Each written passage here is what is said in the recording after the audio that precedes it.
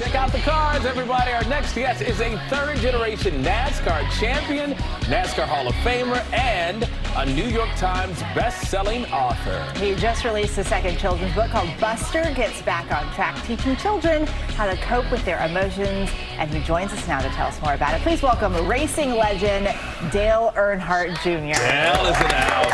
Royalty here. Okay, before we talk about the book, my brother-in-law will kill me if I don't talk about the race. So last Friday, you had an eventful return to NASCAR Xfinity Series race. You were at Bristol, 47 laps, you're in the lead, your car catches fire. What happened? It was an eventful night. I ran so much better than I ever thought I would, and we did lead some laps, but had a little electrical fire inside the cockpit, and I really wasn't, usually you don't have fire in the car, it's somewhere else outside the car, and but I kept feeling this little pinch down by my ankle, and I looked down there, and there's a little ball of flame in the floorboard, and so I decided, it burnt through the suit, and it was about to burn me, and so I decided that I'd had enough. I was going to pull over and go down the pit road and get out, but it was a lot of fun. Unfortunate ending, but it was great to be up front. Well, we are glad you are okay. Oh, yeah. Also, I'm sure all the fans are wanting to know, are they going to see more Lil E on the track? Absolutely, yeah. I love driving, and it's hard to give it up entirely. I run about 1 or 2 races a year still, and I'm a broadcaster for our sport, so it helps me sort of stay current and understand what drivers are thinking, what they're going through on the racetrack. It just reminds me of all the sights and smells and the adrenaline rush that you experience. So I kind of like to do it just to get refreshed, but I'm a little selfish too. I love the competition, getting out there and seeing what it's like. A man of many talents there. Reminding the young guns that you still have it. Every once in a while, yeah. Of course you still. Let's talk about the book.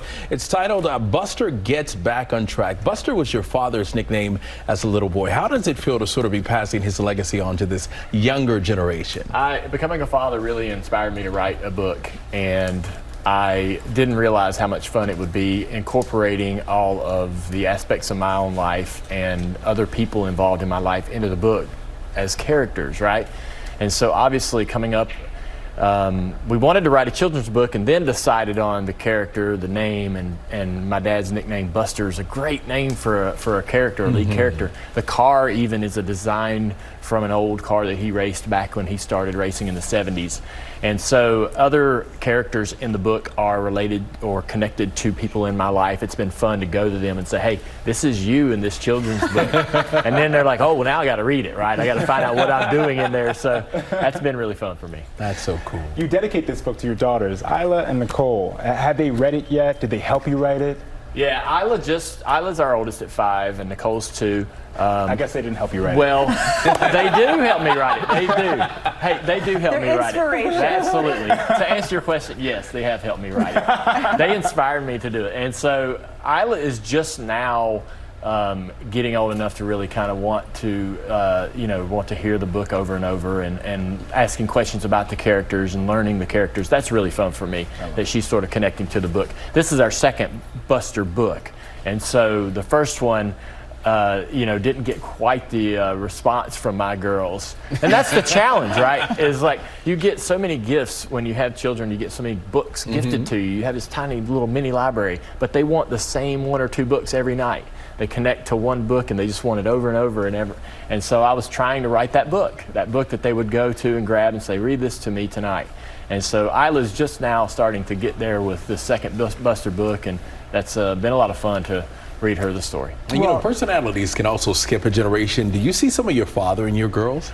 I tell you, they're different between the two. Their personalities are extremely different, but it's hard for me to really see my wife Amy or me. We hear that from everybody in our family and friends. They'll see our kids and go, I see you, I see your father, I see this and that and the other, but they're just who they are, and changing all the time. Like if I go away for just a weekend to work at a race and I come home and they're different, they're new, they've learned something, there's some vocabulary that's improved, and they're just maturing so fast at such a rapid rate, and that's fun. It's fun. It's always an experience, always a new experience.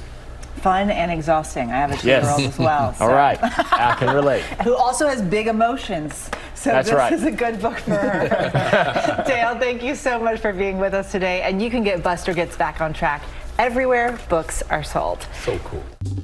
Well, hey there, GMA fans. Robin Roberts here. Thanks for checking out our YouTube channel. Lots of great stuff here. So go on, click the subscribe button right over here to get more of awesome videos and content from GMA every day, anytime.